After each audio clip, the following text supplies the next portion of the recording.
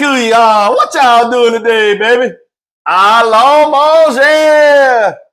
From the bayou to the big stage, talking LSU Tigers, the Saints and those Cowboys. It's loud, it's Cajun, it's football season year-round with Coach and Red. This is Boudin and Crackling Sports Talk.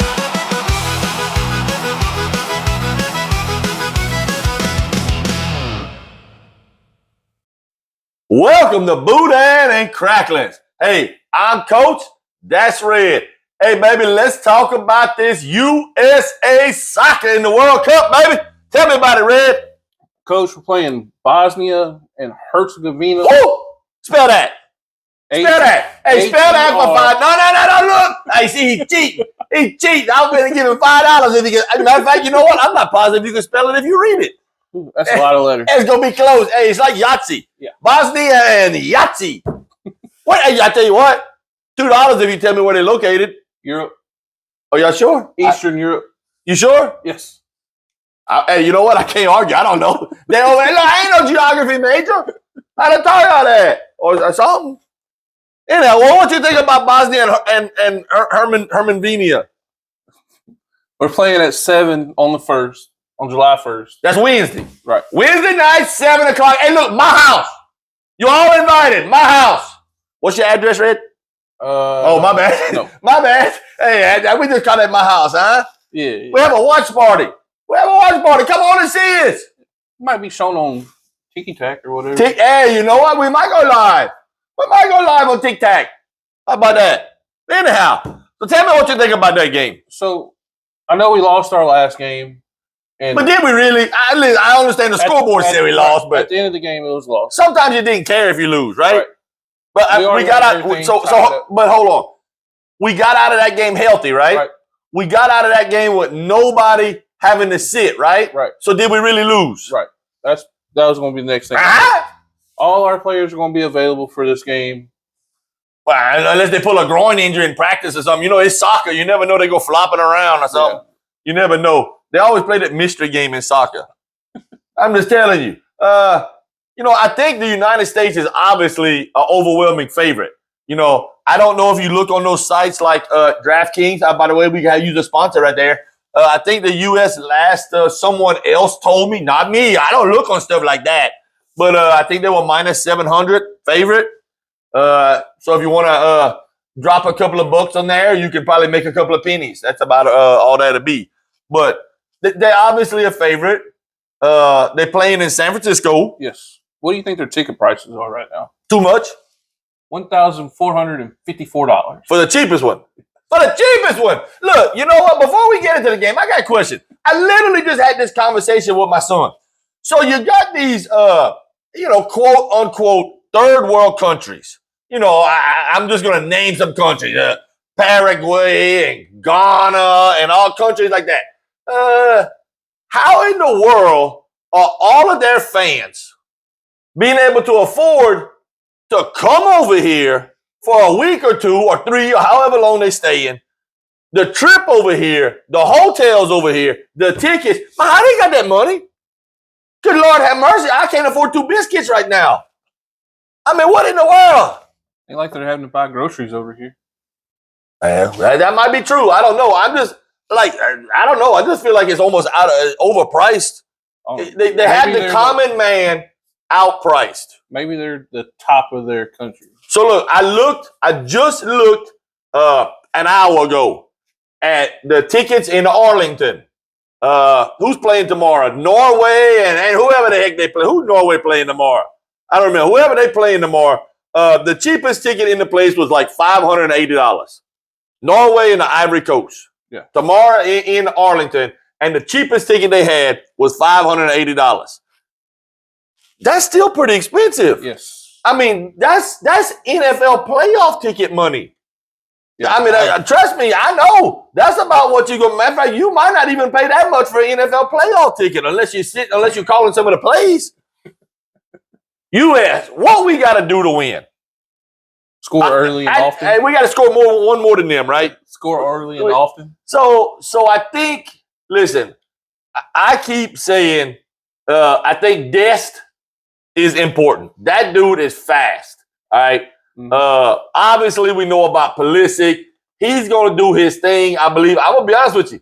He came in the other night and he played 20 or 30 minutes in that last game. If you ask against, by the way, do you know who we played in that last game? Turkey, eh? That's Turkey, eh? Wait a minute. My whole life has been Turkey. When did it become Turkey, eh? When did it become Turkey, eh? I think that's how they say it. I'm not they. Well, I'm me. I say Turkey. Turkey, eh? Man, the first time I heard that, I said, what? Turkey, eh? so should it be Australia, eh? Australia, eh? We're playing Bosnia and Herz, them. Anyhow, so look, obviously Pulisic and Dest, I think on the outsides are our key. But when it's all said and done, Balogun got to put the ball in. Yes. Right? When it's all said and done, he has to be a force right there in front of the net. This will be the first time that we play as a whole and have everybody since the first 30 minutes of the tournament that we played. The very first half. This is the first time we will have everybody at full strength again. All right. And that first half, we look really good. That first half of the first game. So I think listen, when it's all said and done, our expectations are here right now, right? At least for the first game. Our expectations are here.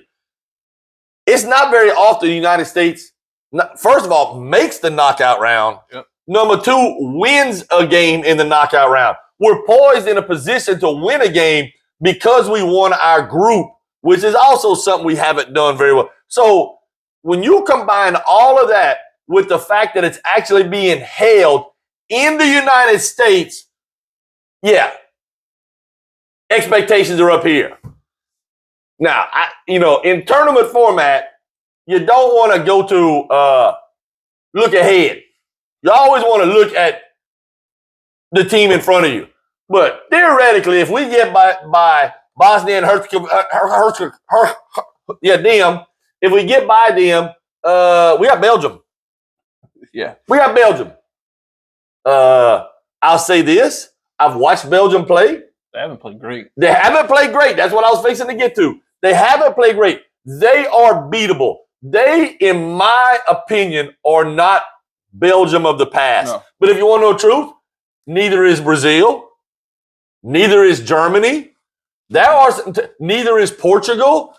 To me, there's some teams out there that have big names. France has looked good. Argentina's looked good. England, kind of wishy-washy. To me, right now, France and Argentina are the only two that have looked like really, they look pretty good. Those two teams, France has looked like almost unbeatable. I'll give them that. But the normal powers, they've kind of looked average. Germany is normally a power. Brazil is normally a power, and they've looked average. Spain has looked average. Now, if we want to really get our binoculars out and look in the future, if we theoretically get by Bosnia and Herzegovina, and we theoretically get by Belgium, you know who awaits for us in that third round? England? Portugal or Spain? Yeah. Portugal or Spain. My opinion, that's going to be Spain. But again, that's two teams that we've just talked about that to me are kind of not playing. Listen, again, not that they're playing bad, but they're not playing up to the standard that we have for those teams in those countries. Their expectations are up here, and they're just kind of being okay so far.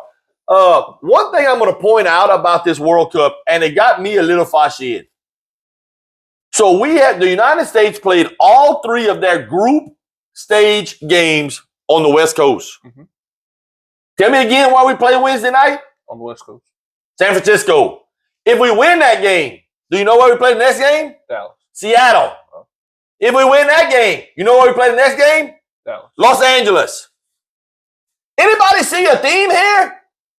I thought one of those games. No. What is the deal? What is the deal that the United States can't travel off the West Coast? let me explain something to you. We can sit here and say that we're trying to have a home field advantage, a home crowd advantage, whatever. But let me tell you something. If you're playing in Seattle and Los Angeles, it ain't much further from Los Angeles to Dallas or Los Angeles to Kansas City as it is Los Angeles to Seattle. I'm just telling you, the travel's about the same. Plus, you got 5 or 6 days to make it. It ain't like you're doing it the next day. You know, these NBA teams and stuff, they fly across the country and then play the next day.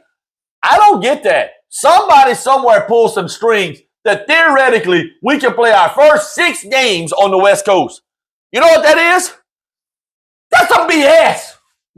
That's a big load of BS. I don't care. That don't make no sense. The quarterfinals isn't going to be till Dallas.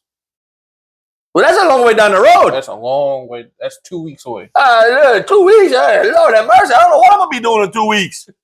I'm just telling you, like, something don't make a whole lot of sense. It just, I don't know. I feel like somebody pulled some strings somewhere and somebody around the rest of the country was not holding up, not paying attention. Like, there's no reason why Miami, Dallas, New York, Philadelphia, some of them cities should have been hosting some of these games. I think what had happened was they split the different groups into certain areas. Okay, I get that. And the group that the U.S. is in was based on the West Coast. Okay, and that's fine.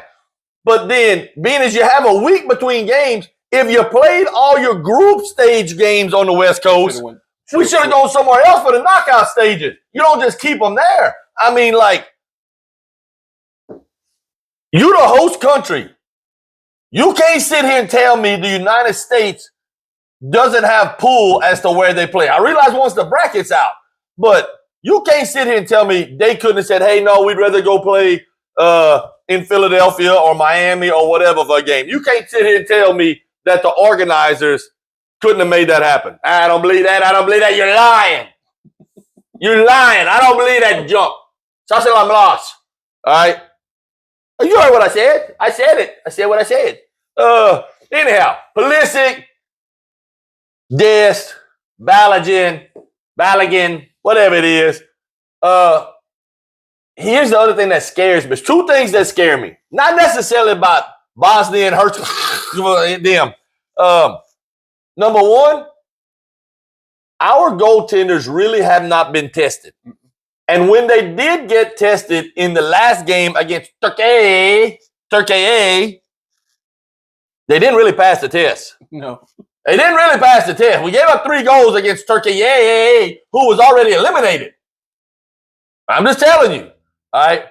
Number 2 is, and we talked about this previously, some of these teams, maybe not Bosnia, but when we get to Belgium, or if we happen to make it to Spain, they are not going to let us sit back, or they're not just going to sit back in front of their goal and let us take the ball 2/3 of the way up the field before they pressure us. They going to pressure us full length of the field. Yeah. And we had, in 3 straight games, we didn't look good whenever the other teams did that.